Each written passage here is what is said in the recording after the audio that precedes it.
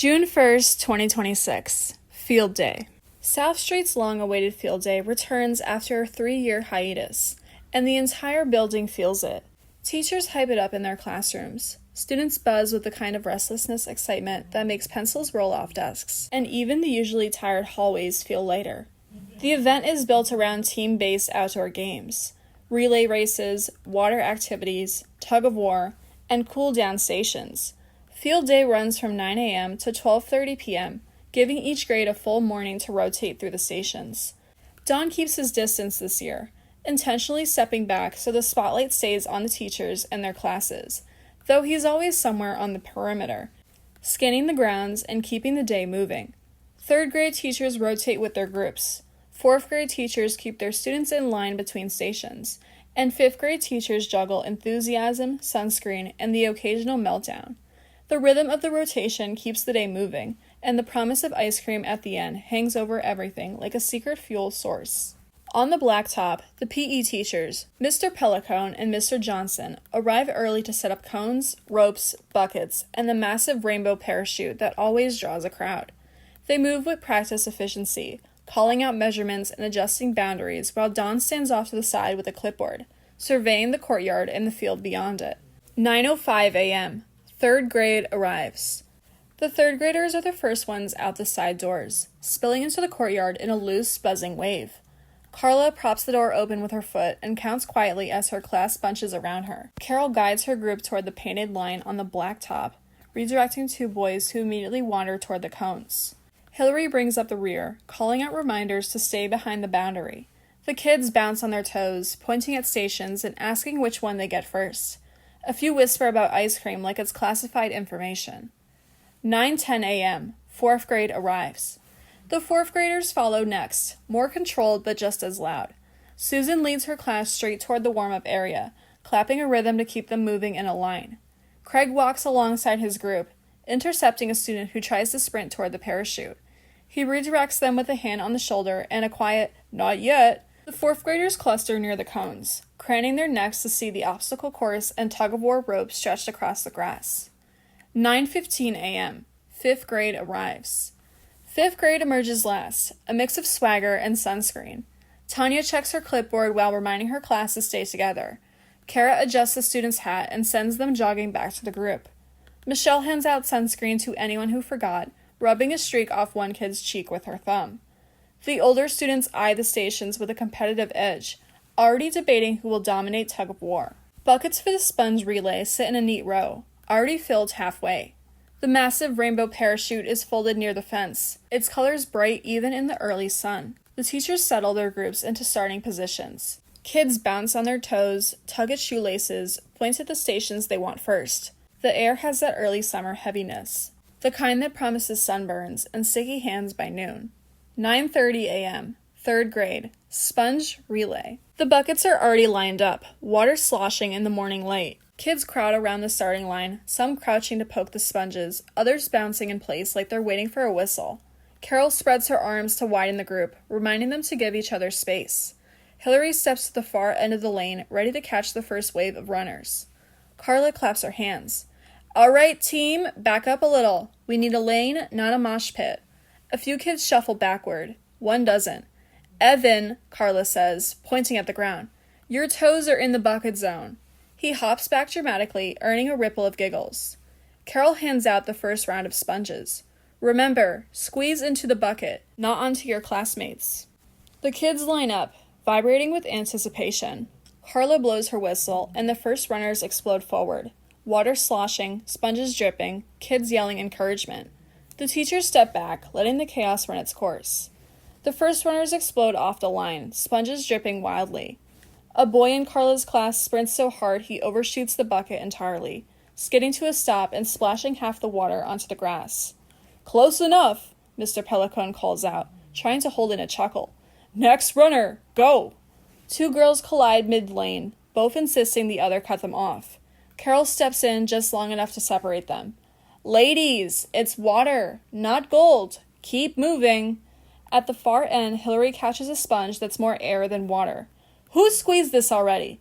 I'm not naming names, but I saw you." A boy trips on his own shoelace, face plants, pops back up, and yells, "I'm fine!" before sprinting again. The rest of the class cheers like he just won the Olympics. When the round ends, Carla checks the buckets. Team 2 wins by whatever this amount is. She gestures vaguely at the water line. 9:40 a.m. 4th grade. Sack race. The 4th graders step into their burlap sacks and immediately start tipping over. Susan walks the line, tugging a few sacks higher. Hold it at your waist, not your knees. If you hold it at your knees, you're going to faceplant, and I don't want paperwork today. A kid tucks his sack up to his chest. Like this? Not quite, Susan says, lowering it halfway. Craig demonstrates a small hop. Short jumps, controlled. Stand up straight, Susan calls. If you fall before the race starts, that's on you. Craig claps sharply. Eyes forward. If you're looking at your friend, you're going to fall on your friend. The race begins with a chorus of thuds and squeals. Half of the line tips over within seconds. Susan and Craig step back, arms crossed, coaching from the sidelines. Craig shouts, Get up! You're not injured, you're dramatic. A girl refuses to continue after falling. Susan crouches, voice firm. You're fine. Get back in the sack. We're not quitting over grass. Another kid tries to hop sideways into someone else's lane. Craig points. No, back to your line. You know the rules. Behind them, the gym teachers shake their heads. 9:50 a.m., 5th grade. Hopscotch race. The 5th graders gather around the chalk course, eyeing the long, looping path like it's a challenge they intend to dominate. Tanya points at the squares. If you skip the wrong one, it doesn't count. And no arguing with me about it. Cara calls out, Line up, single file, no cutting. I see you, Marcus. Marcus freezes mid-step. I wasn't cutting. Uh-huh, Cara says, guiding them backward. Near the start, Michelle rechalks a faded number. If you miss the square, you're doing it again. I'm not letting anyone cheat because the chalk is faint. A girl groans.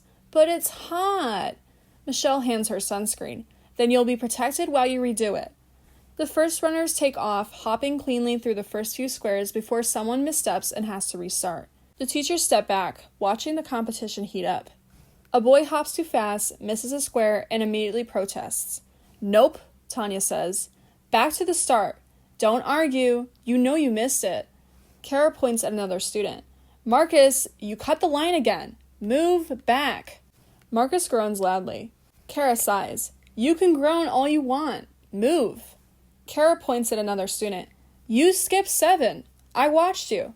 No, I didn't. You skipped 7, the entire class echoes. Michelle rewrites a number while scolding a cluster of kids. Stop stepping on the chalk while I'm fixing it. You're erasing the thing you're supposed to jump on. At the far end, a boy keeps missing the same square and finally throws his hands up. This is stupid. Michelle walks over, voice firm. What's stupid is giving up. Try again. He does it and finally nails it. The class cheers. 10:05 a.m., 3rd grade, cornhole. The 3rd graders spill into the cornhole area in a buzzing cluster, half of them already arguing about teams, the other half sprinting toward the boards like they've trained for this moment their entire lives. Mr. Pelicone blows his whistle before anyone even picks one up. Back it up. You don't touch the equipment until I say you touch equipment. A few kids freeze mid-reach. Carla claps her hands sharply. Teams of 4, let's go, let's go. If you're arguing, you're not playing. Carole adds without looking up. If your mouth is moving, your feet better be moving too. Find a board. Hillary is the loudest, corralling the stragglers. Blue beanbags over here. Red team, you're with me. And no, you cannot trade for a better color. A boy on Carla's team winds up like he's pitching in the World Series. Gentle toss, sweetheart. We're not launching satellites. He throws anyway, and the beanbag smacks the board, ricochets, and hits another kid in the shin. Johnson yells, Control your power! This is cornhole, not dodgeball. Carole's group is the most focused, mostly because she's giving a running commentary like a golf announcer. A girl steps up, tongue out in concentration, and lands a perfect shot straight through the hole. Carole jumps. Yes! That's what I'm talking about. Someone write that down. We're framing it. Hillary's board is pure chaos. Kids are cheering, booing, chanting, and one is lying on the grass for no reason. Hillary reaches out with an arm. You can collapse dramatically after the ice cream truck comes. Carla's team starts slow, but then one of her quieter students steps up. No wind-up, no theatrics. Just a clean, soft toss. Carla beams. There it is! That's the throw of the day. Everyone saw that, right? We're all witnesses. The kid blushes so hard his ears turn red. Mr. Johnson checks his watch. Rotate in 30 seconds. Last throws. The kids scramble for one final shot. Beanbags fly. Some straight, some sideways, one straight up like a flare. 10:10 a.m. 4th grade. Sponge race. The 4th graders hit the sponge relay with more confidence than the 3rd graders, which lasts about 4 seconds. Susan claps sharply.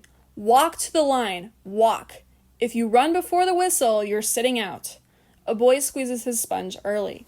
Susan points. Nope. Back to the start. You know the rules. Craig cheers on a student who's actually doing it correctly. Yes! That's how you run without flailing like a windmill. Another kid slips, splashing water everywhere. Craig shouts, You're fine! Get up! The ground is not attacking you! Behind them, the PE teachers step in with their own brand of scolding. 4th grade, the water goes in the bucket, not on your shoes. And stop stomping the sponges. They're not grapes. A girl starts crying because her socks got wet. Susan sighs. It's water. You'll live. Liz and Melissa arrive just in time to witness another wipeout. Melissa hands the crying girl a tissue. You're okay. Your socks will dry before lunch. Liz looks at the buckets. Is this supposed to be this messy? Craig answers. Define supposed to. 10:20 a.m. 5th grade. Frisbee toss. The 5th graders arrive at the Frisbee station and immediately start showing off. A few boys start practicing dramatic wind-ups until Tanya steps forward and snaps her fingers sharply. Cut the theatrics, she says, planting her hands on her hips. If you throw it behind you, you're sitting out. One boy freezes mid-spin, the Frisbee wobbling in his hand. Cara strides past him, adjusting a girl's grip. Thumb on top, fingers under. You're not launching a pizza. She gives the girl's shoulder a quick squeeze. You got this. Smooth and steady. The girl nods, takes a breath, and throws. The Frisbee sails forward in a clean arc. Cara pumps a fist. Yes! That's what I'm talking about. A boy attempts a trick throw. It lands 10 feet short. He groans dramatically. Tanya shakes her head. Congratulations! You invented the world's worst boomerang. Try again, like a normal human this time. She steps aside, giving another student room. All right, show me something good. I know you can. He throws, and it hits the cone dead center. Tanya claps once. Loud. There it is! That's the throw I knew you had. Across the station, Michelle crouches to retrieve a Frisbee wedged under a bench. She stands, holding it up like evidence. Who threw this? She asked, eyebrows raised. Half of the class points at each other. Michelle sighs, brushing dirt off the disc. Nope. Someone owns this disaster. But fine, reset and try again. And keep it on the field this time. Cara cheers loud enough for the next station to hear. That's what I'm talking about. Let's go 5th grade. And then, Don appears at the edge of the blacktop, hands cupped around his mouth, voice booming. 5th grade! Beautiful form! Keep those arms straight! You're looking like pros out here! The kids light up, throwing harder, straighter, louder. Another kid tosses a Frisbee early. Michelle whips around. Hey! I didn't say throw yet! Eyes on me, not the sky! Don watches all of it, the tiny flashes of encouragement tucked behind the barked orders. He walks closer, slow and deliberate, making himself visible. He stops a few feet behind her, hands clasped behind his back, posture relaxed but unmistakably present. A few kids notice him first. Hi, Principal Don! Michelle turns at the sound and freezes for half a second when she sees him. Don smiles, warm but unmistakably observant. Looks like 5th grade's working hard, he says lightly. Michelle swallows, nods once, and turns back to her class, suddenly very aware of the eyes on her. All right, let's reset. And this time, we're doing it the right way. Don stays where he is, watching quietly. The whistle blows for a quick water break, and the 5th graders scatter toward the cooler that Liz and Melissa set up. Frisbees drop to the ground. Kids jog, pant, complain, laugh. The noise dips just enough for the adults to hear each other again. Liz hands one to a panting boy.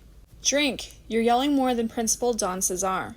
From a distance, Don tilts his head, watching Michelle with a narrowed, assessing look. She's in full competitive mode and definitely louder than the other 5th grade teachers. He sees her clap her hands at a cluster of kids. Back up. I said back up. Not sideways, not diagonally. A straight line. You know what a line is. A boy tries to argue. Michelle cuts him off with a pointed finger. Nope, not today. You're not arguing with me over basic directions.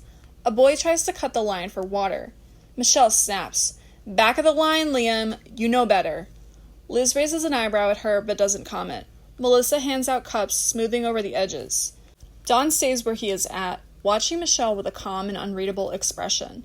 Michelle still hasn't noticed Don watching from afar. She turns to a girl who's whining about being thirsty. You're thirsty because you didn't drink earlier, Michelle says, voice sharp. Take a cup and go. The girl flinches a little. Michelle forces a smile at her class. All right, drink up. We're resetting in a minute. A few kids cheer. One spills water onto his shirt. Michelle starts to snap at him. Careful! But she stops herself mid-sentence, glancing at Don. Don notices and steps closer, lowering his voice so only she can hear. Michelle, he says, gentle but serious. You're running them hard. She stiffens. They're fine. I know they're fine, Don says. I'm talking about you. Michelle blinks, thrown. Me? You're pushing, he says. A little too hard. She looks away, jaw tight. They weren't listening. I saw, Don replies.